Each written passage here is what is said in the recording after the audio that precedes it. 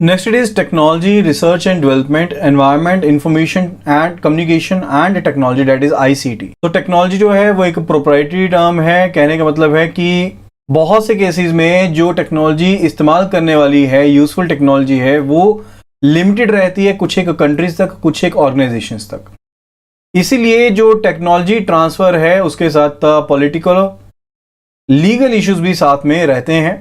तो गवर्नमेंट को इस तरह के अप्रोप्रिएट पॉलिसीज बनानी चाहिए ताकि जो इनोवेटर्स हैं, जिन्होंने इस टेक्नोलॉजी को डेवलप किया है, उन्हें भी प्रोटेक्शन मिल सके। एंड वो प्रोटेक्शन किसके थ्रू मिल सकती है? आईपीआर के थ्रू मिल सकती है, that is intellectual property rights के थ्रू मिल सकती है। एंड फर्दर गवर्नमेंट को पॉलिसीज को बनाना चाहिए ऐसी जिसके थ्रू फैसिलिटेशन मिल सके उन टेक्नोलॉजीज की ट्रांसफर को लेकर, ताकि जो इकोनॉमिक डेवलपमेंट है उसे ज्यादा तेजी के साथ प्रमोट किया जा सके। फर्दर जो एमएसएमईज की, माइक्रो स्मॉल मीडियम एंटरप्राइजेस की जो कैपेसिटी है इनोवेशन की, वो बहुत ज्यादा है, लेकिन उनके एफर्ट्स को अगर हम स्केल करें कि कमर्शियल लेवल तक कितना पहुंचे हैं, वो बहुत ज्यादा लिमिटेड है। साथ के साथ वहां पर एमएसएमईज के केस में पर्टिकुलरली देखें तो कैपिटल की भी कमी है, जिसके कारण वो इनोवेशन को प्रॉपरली नहीं अपना पाते हैं। तो टेक्नोलॉजी का अगर देखें तो टेक्नोलॉजी बहुत इंपॉर्टेंट रोल प्ले करती है for the development of micro small medium enterprises. तो टेक्नोलॉजी सिर्फ और सिर्फ ये नहीं है कि स्ट्रेटेजी को चेंज करती है, लेकिन जो बिजनेस अपॉर्चुनिटीज हैं इन एंटरप्राइजेस के लिए, उनको भी मैक्सिमाइज करती है। तो एमएसएमई के लिए टेक्नोलॉजी का एम क्या होना चाहिए, उद्देश्य क्या होना चाहिए कि वो टेक्नोलॉजी जो लाई जाए एमएसएमई में, वो इनोवेशन लेकर आए एंड साथ के साथ बिजनेस को लंबे समय के लिए सस्टेन कर सके। एंड फर्दर टेक्नोलॉजी ऐसी हो जिसे एग्जिस्टिंग सिस्टम के साथ, एग्जिस्टिंग प्रोसेसेस के साथ इंटीग्रेट किया जा सके, ताकि आप कम्युनिकेशन एंड इंफॉर्मेशन मैनेजमेंट को और ज्यादा बढ़ा सके। Now let us have a look at the technology change. तो टेक्नोलॉजी चेंज का जो प्रोसेस है वो किसके साथ लिंक्ड है? इनोवेशन के साथ लिंक्ड है। एंड ऐसी इनोवेशन जिसके साथ जो बिहेवियर पैटर्न रहा है फर्म का, उसमें थोड़ा बहुत ही चेंज रहता है, that is called continuous innovation. उसे क्या कहते हैं? कंटिन्यूस इनोवेशन कहते हैं। एंड इन्वेंशन जो है वो हो सकता है कि वो बड़े स्तर पर हो, लेकिन उनमें से बहुत ही कम जो इन्वेंशन होती हैं उनका इनोवेशन इफेक्ट के रूप में इस्तेमाल किया जाता है। कई का इस्तेमाल सब्सटीट्यूशन इफेक्ट में होता है एंड कई का इस्तेमाल डिफ्यूजन इफेक्ट में होता है। तो इन तीनों इफेक्ट के बारे में पढ़ते हैं अभी। So first of all it is a innovation effect. Innovation effect का मतलब है ये वो इन्वेंशंस हैं जो एग्जिस्टिंग प्रोडक्ट को ऑल्टर कर देती हैं, यानी कि ऐसी इनोवेशन, ऐसी तकनीक जो आपके एग्जिस्टिंग प्रोडक्ट को ऑल्टर कर दे, चेंज कर दे। एंड साथ के साथ जैसे ही प्रोडक्ट ऑल्टर होता है उसके साथ जो कंजम्पशन पैटर्न है वो भी चेंज हो रहा है। लाइकवाइज पहले ब्लैक एंड व्हाइट टेलीविजन आता था, फिर कलर टेलीविजन आ गया, कलर टेलीविजन के बाद एलसीडी आ गया, एलसीडी के बाद एलईडी आ गया, अब एलईडी में स्मार्ट टीवी आ गया है। ठीक है, तो बेसिकली इनोवेशन तो हो रही है, लेकिन उस इनोवेशन के कारण क्या हो रहा है? कंजम्पशन पैटर्न भी क्या हो रहा है? चेंज हो रहा है। या फिर हो सकता है कि कंजम्पशन पैटर्न होने के साथ, कंजम्पशन पैटर्न में चेंज होने के साथ जो एग्जिस्टिंग प्रोडक्ट है उसमें ऑल्टरेशन आई हो। ठीक है, तो इस तरह का जो इफेक्ट रहता है, that is what? That is innovation effect. And further ऐसी डायनेमिकली कंटिन्यूस इनोवेशंस भी रहती हैं जिनमें कंजम्पशन पैटर्न जो है वो इन्वॉल्व नहीं रहता है, लेकिन जो नया प्रोडक्ट है वो क्रिएट होता है एंड एग्जिस्टिंग वन में अल्टरेशन जो है वो होती रहती है। यानी कि जो एज इट इज नया प्रोडक्ट नहीं आया, एज इट इज नया प्रोडक्ट नहीं आया, लेकिन जो पहले प्रोडक्ट था उसी में आपने ऑल्टरेशन की है। Next it is substitution effect. Substitute करना क्या होता है? जब एक प्रोडक्ट दूसरे प्रोडक्ट को सब्स्टिट्यूट कर लेता है। लाइकवाइज आपने कोई प्रोडक्ट नया इनोवेशन के साथ लॉन्च किया, अब ओवर द टाइम अगर जो मार्केट में शेयर था वो नए प्रोडक्ट ने हासिल कर लिया, यानी कि सब्सटेंशियल शेयर जो था मार्केट का, वो जो एग्जिस्टिंग ओल्डर टेक्नोलॉजी थी वो खत्म हो गई एंड जो नई टेक्नोलॉजी थी उसने पुराने प्रोडक्ट की मार्केट को भी कवर कर लिया। ठीक है, एंड ये जो नई टेक्नोलॉजी रहती है that is more better and ज्यादा इकोनॉमिकली वायबल भी रहती है, that is called substitution effect. तो मोस्ट कॉमन एंड सबसे ज्यादा सिंपलेस्ट वे में जो डिफ्यूजन है वो तब होती है जब इंडिविजुअल जो होते हैं वो अडॉप्शन यूनिट्स होते हैं।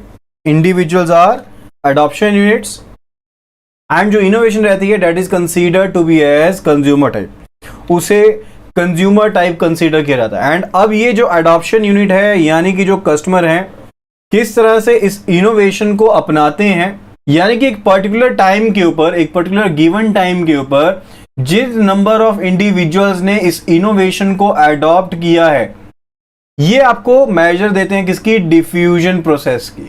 डिफ्यूजन प्रोसेस की मेजर देते हैं। तो इंटरपर्सनल इन्फ्लुएंस यानी कि एक दूसरे के इन्फ्लुएंस के चलते हुए, या फिर मास मीडिया यानी कि मे भी हो सकता है डिजिटल मार्केटिंग या फिर और चैनल्स का इस्तेमाल करते हुए डिफ्यूजन हुआ है, यानी कि जो इंडिविजुअल्स हैं उन्होंने इस नई टेक्नोलॉजी को अडॉप्ट किया है। ठीक है, तो डिमांड एंड सप्लाई दोनों ही डिफ्यूजन को क्या करते हैं, अफेक्ट करते हैं। Next it is what is technology upgradation. Technology upgradation होता क्या है, इसका मतलब है कि जब आप नई टेक्नोलॉजी को, यानी कि जो सबसे बेहतर टेक्नोलॉजी है या फिर near to state of art technology, उसको इंड्यूस करते हैं, उसको लेकर आते हैं, उसे हम क्या कहते हैं, टेक्नोलॉजी अपग्रेडेशन कहते हैं। या फिर ये भी कहते हैं कि जो टेक्नोलॉजी अपग्रेडेशन है that is also related to improved environmental conditions, यानी कि जो यूनिट का वर्क एनवायरमेंट है वो बेहतर हुआ है, जो पैकेजिंग टेक्निक्स हैं जिनको इंस्टॉल किया गया है वो बेहतर हुई हैं, एंटी पोल्यूशन मेजर्स लिए गए हैं एंड एनर्जी कंजर्वेशन मेजर्स लिए गए हैं, that are also covered under the technology upgradation. तो एक तो ये चीज होगी कि आप बेहतर टेक्नोलॉजी को लेकर आए, दूसरी चीज होगी कि आपने एनवायरमेंटल कंडीशंस को इंप्रूव किया है। Then it is CLCS, that is credit linked capital subsidy scheme. तो credit linked capital subsidy scheme जो है, दिस वाज इंट्रोड्यूस ताकि जो टेक्नोलॉजी अपग्रेडेशन है tiny and small scale industry units में वो की जा सके, that is related to specified products, जो स्पेसिफिक सब सेक्टर से रिलेटेड है। तो उस केस में 15% की कैपिटल सब्सिडी जो है वो दी जाती है, जिसके तहत वो नई टेक्नोलॉजी को लेकर आएंगे फॉर द अप्रूवन 45 कैटेगरीज, यानी कि जो अप्रूव्ड कैटेगरीज हैं, स्पेसिफाइड प्रोडक्ट्स हैं, स्पेसिफाइड सब सेक्टर्स हैं tiny and small scale industry units के, वहां पर नई टेक्नोलॉजी को अपग्रेड करने के लिए 15% की कैपिटल सब्सिडी जो है वो प्रोवाइड की जाती है। तो as we discussed, technology upgradation में एक तो ये चीज है कि आप नई टेक्नोलॉजी को लेकर आ रहे हैं, उसको इंड्यूस कर रहे हैं। सेकंड इज रिगार्डिंग कि आप एनवायरमेंटल कंडीशंस को इंप्रूव कर रहे हैं, चाहे जो पैकेजिंग टेक्निक्स हैं उनको इंप्रूव कर रहे हैं, as well as anti pollution measures को एंड एनर्जी कंजर्वेशन मशीनरी को इंस्टॉल कर रहे हैं। तो जो अप्रूव्ड यहाँ पर कैटेगरीज के अंडर आते हैं, जो सब सेक्टर में आते हैं, या फिर जो स्पेसिफाइड प्रोडक्ट्स हैं, उनको तो असिस्टेंस मिलेगी। साथ में जिन यूनिट्स को जरूरत है रिगार्डिंग, जिन्होंने इन हाउस टेस्टिंग के लिए या फिर ऑनलाइन क्वालिटी कंट्रोल के लिए फैसिलिटीज को इंट्रोड्यूस किया है, वो भी यहां पर असिस्टेंस के लिए क्वालिफाई करते हैं। ठीक है, यानी कि जहां पर इन हाउस टेस्टिंग या फिर ऑनलाइन क्वालिटी कंट्रोल के लिए भी फैसिलिटी को इंट्रोड्यूस किया गया है, यानी कि जहां पर कैपिटल मशीनरी को, नई टेक्नोलॉजी को इंट्रोड्यूस किया गया है for in house testing and online quality control, वो भी यहां पर असिस्टेंस के लिए क्या है, क्वालिफाइड है।